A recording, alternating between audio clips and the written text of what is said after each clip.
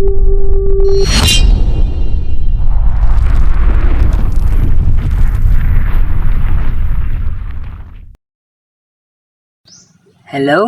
Welcome back uli kaibigan sa aking YouTube channel.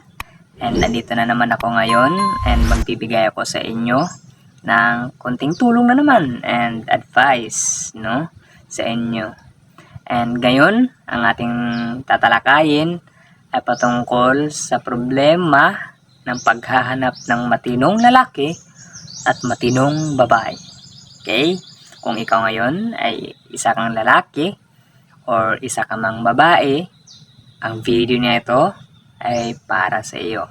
Okay? So kung excited ka na malaman yun, is excited na rin ako na ibahagi yun. So wala tayong ibang gagawin ngayon, kundi simulan na natin. Ang ibibigay ko, kaibigan, sa iyo na mga sign is 5 na mga sign, no?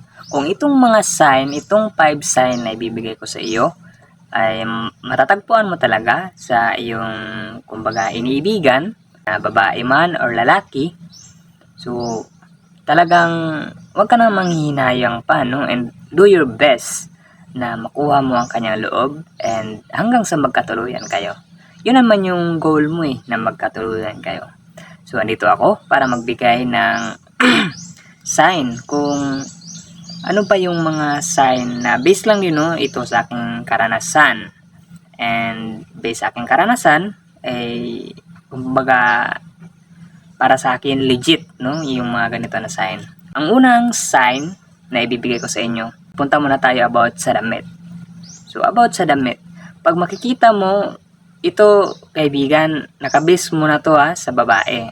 Kung ang isang babae nagdadamit nang hindi siya mahilig masyado sa mga maiikli, yung bang tipong maikli man na short pero hindi talaga yung sobrang ikli, no? Kumbaga presentable pa rin tingnan kasi pag nasa syudad ka, syempre yung suot ng babae kadalasan yung talagang mga maikli, no? Pero yung hindi naman talaga masyadong maikli, presentable yung tingnan, unlike doon talaga sa iba na nagsusuot talaga na halos na makikita yung underwear. So, pag yung iniibigan mo na hindi siya masyadong mahilig dun sa talagang sobrang ikli ng mga short and sa damit, hindi rin siya masyadong, kumbaga, naiilangan siya na makasuot siya ng mga maikli talaga ng mga damit, eh, isa na yun na idea para sa'yo na parang nasa tamang babae ka. Pero hindi doon nagtatapos, no? Kasi yun yung unang sign pa na ibinigay ko sa iyo.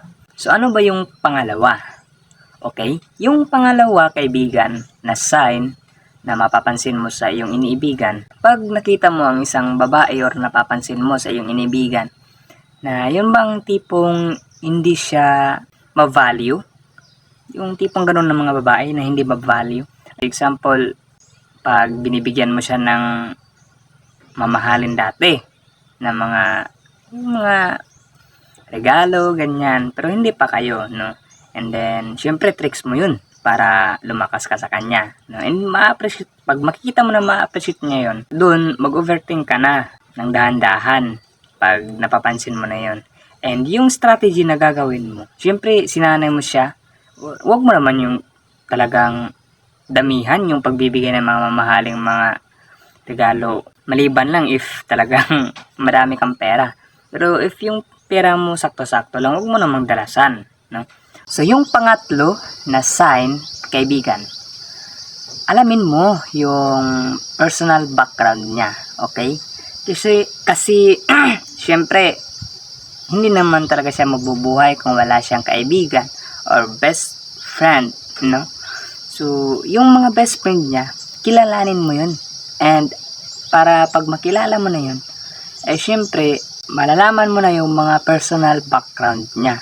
So ano ba yung mga personal background niya? Like for say example, yung mga, excuse me, yung, kumbaga, yung mga ginagawa niya sa bahay niya. So, alamin mo yun. Pag sinabi mo sa kanyang kaibigan na, uy, miga, ganyan, or ate, ganyan. Ano ba yung mga ginagawa nitong iyong kaibigan sa kanilang bahay. Tapos maririnig mo yung ano niya, or makukuha mo yung kasagutan niya. And yung kasagutan niya, pag kumbaga ganito yung sabi ng kanyang best friend na yan si ano ganyan, like ipagpalagay natin si Ann, no, yung pangalan niya. Yan si Ann, talagang wala akong masabi dyan, ganyan. Kasi pag umuwi yan sa bahay, yan, marami yung trabaho. Tapos talagang hindi tamarin yung babae na yan. And talagang minsan naawa ko kasi talagang siya lang talaga yung mga ganyang mga linyahan. Okay. Pag yan yung naririnig mo, syempre, wag ka agad din maniwala. No? Kasi syempre, best friend niya yun. Baka malay natin, naka-script na pala yun, yung salita na yun. No? Kasi baka pagsasabihan, kasi yung babae, hindi mo naman talaga hawak yung utak nila, diba? And ngayon, kumbaga, masasay ko din yun ng babae na siyempre binibigyan mo na ng regalo no.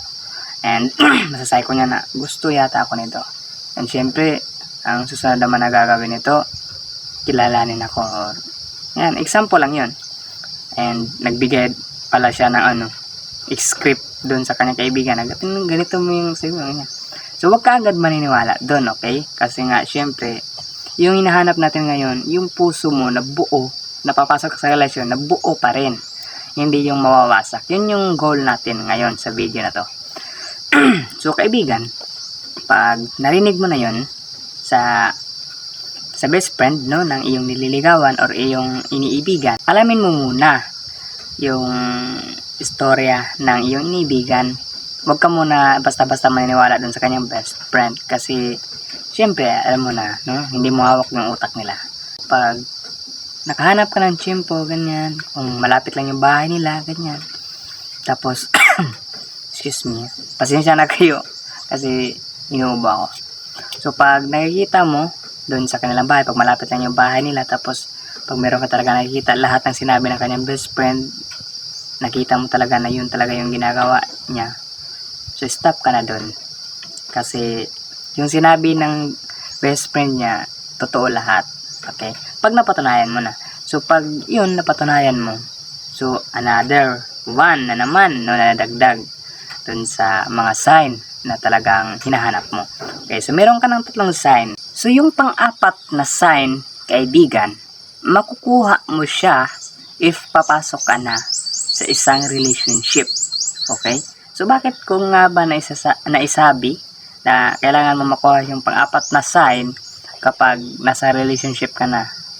Sakto yun, kaibigan. Talagang doon mo talaga makukuha yung pang-apat na sign natin. And wag kang mag-alala, kaibigan. Kasi, syempre, wag mo din talagang patagalin yung pagsasama nyo, no? Habang, hindi mo talaga nakuha yung 5 sign, no? Kasi, yung purpose talaga ng panliligaw mo, para lang makuha yung pang-apat mo na sign. Kasi meron ka ng 3 na talagang positive sa mga hinahanap mo. So, 2 na lang yung kulang. Okay? So, medyo kampante ka na gagawin yung ligaw stage. Okay? So, gagawin mo muna yung ligaw stage, kaibigan. Gawin mo na yun. Yung ligaw stage, yung palakas talaga ng sa kanya, points, ganyan. Gawin mo na yung mga tricks na ganun. Okay?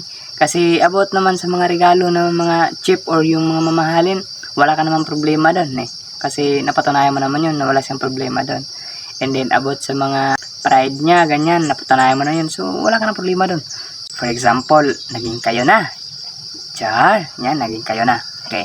So pag naging kayo na, syempre habang nagliligaw ka tapos sinagot ka, ipakita mo na talagang tuwang-tuwa ka.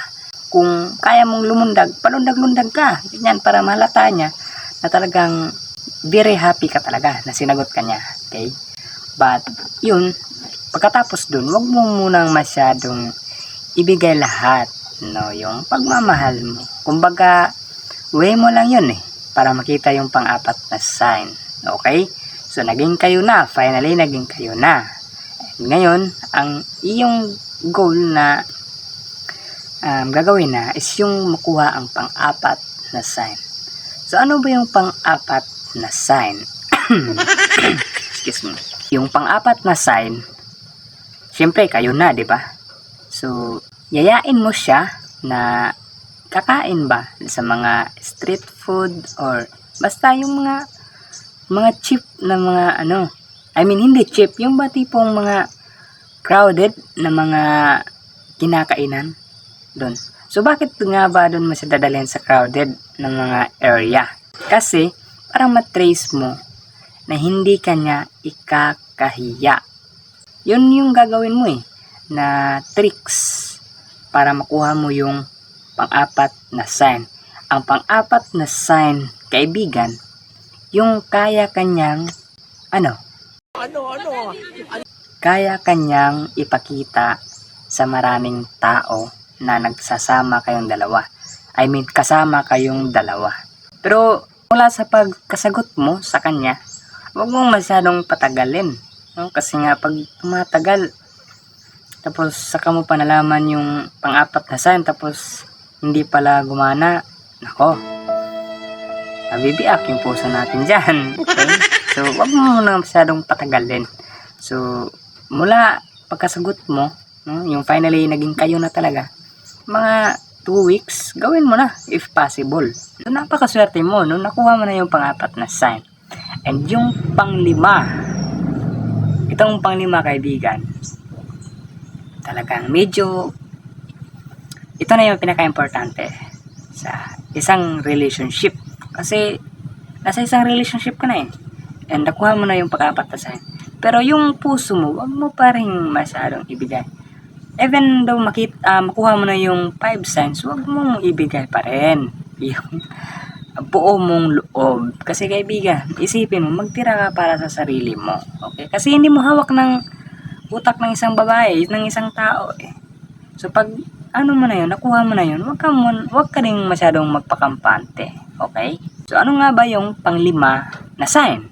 Itong pang-5, kaibigan, ang goal nito ay talagang nasa girlfriend mo. So ano nga ba yung pang-5 na sign? Hingin mo yung privacy ng girlfriend mo. Maliban dun sa family, huwag mo yung pakialaman. Kasi family niya yan. Okay? Pag sinasabi niya, ito sa about sa family ko, B, pasensya ka na, hindi ko muna may bibigay. So huwag mo yung ikakagalit. Okay? Hayaan mo yun kasi sa family na yan Kasi yung sa family mo, hindi mo naman talaga binibigay yan. For sure. Yung tipo bang komportable siya na ibigay sa iyo and ipakita sa iyo kung ano yung mga laman. Pag ginawa yan ng iyong girlfriend, kaibigan, talagang napakaswerte mo talaga. Napakaswerte mo. Kasi isipin mo, bira talaga yung mga babae na ganyan. And pag nakita mo na yung ganyan mga babae, kaibigan, isa lang yung masasabi ko sa iyo. Huwag mo ding gawin yung kinakatakutan mo sa kanya. Yan yung isa talaga na pinakamalaking tips na maibibigay ko sa iyo. Huwag mong gawin yung kinakatakutan mo sa kanya.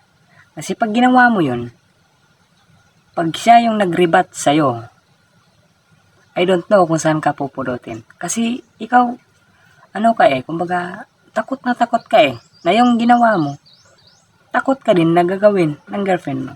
So, yung mga bagay na takot ka na gagawin ng girlfriend mo, huwag mo din gagawin.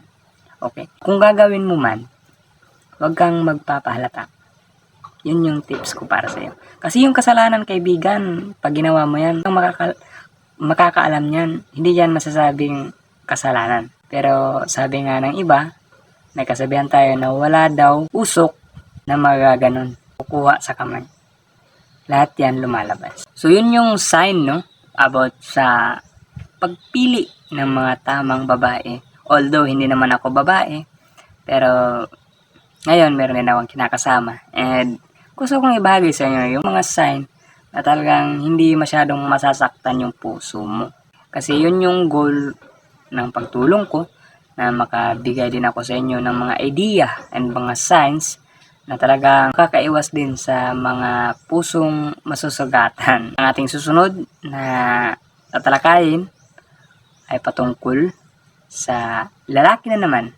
And kung bago ka dito sa aking YouTube channel ngayon, kaibigan, don't forget to subscribe and like and hit the notification bell and also share. And yun lang, kaibigan, hanggang sa susunod muli, ito si Advice.